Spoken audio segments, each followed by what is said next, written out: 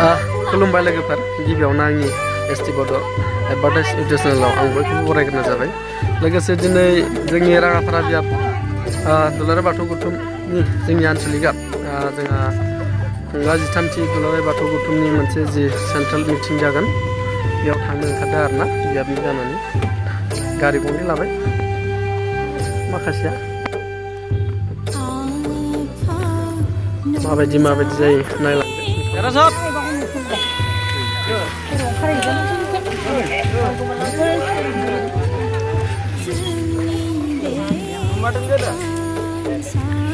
नुदों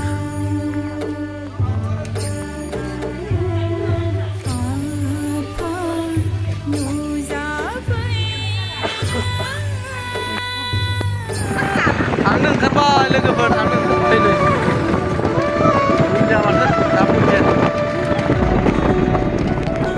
मोनसिगोनानो लोगोफोर हनै मिथिं जानाय जायगायाव हनै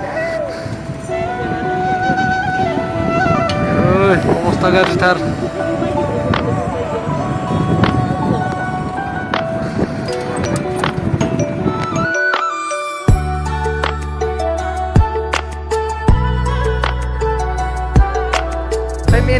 Oh my god लोगोफोर मोनफैबायमोन नै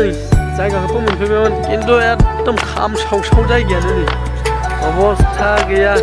एकदम थांफिननोसो लुगैबाय थानोनो सुखुवासो नांखाबाय नायग्राफोर फैनाय नङा बिदिबा मा जागोनथाय बोथोरजों जायगाजों समायफ्लेथारजों खामसाव लोगोफोर नैबे जाहैबाय एक्जिबिसनाव हाबनाय गेट नै एक्जिबिसनाव हाबनाय गेट मोजां साजायदों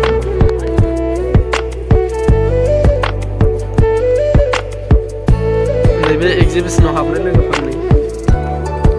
एक्जिबिसन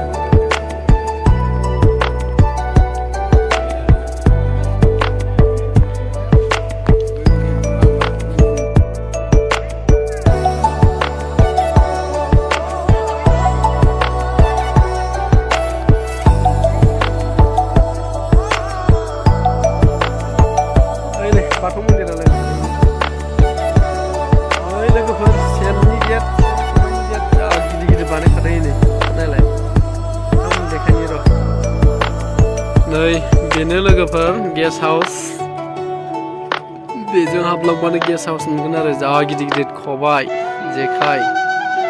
बानायदों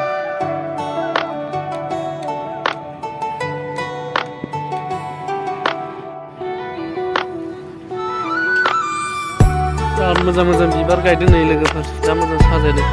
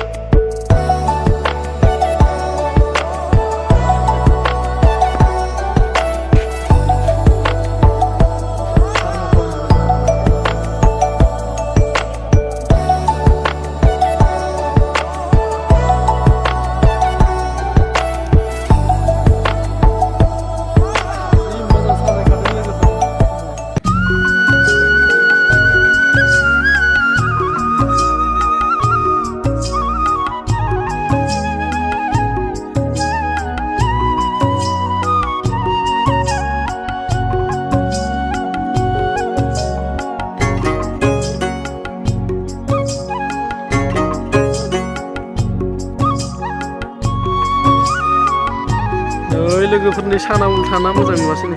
खाथियाव साफायदों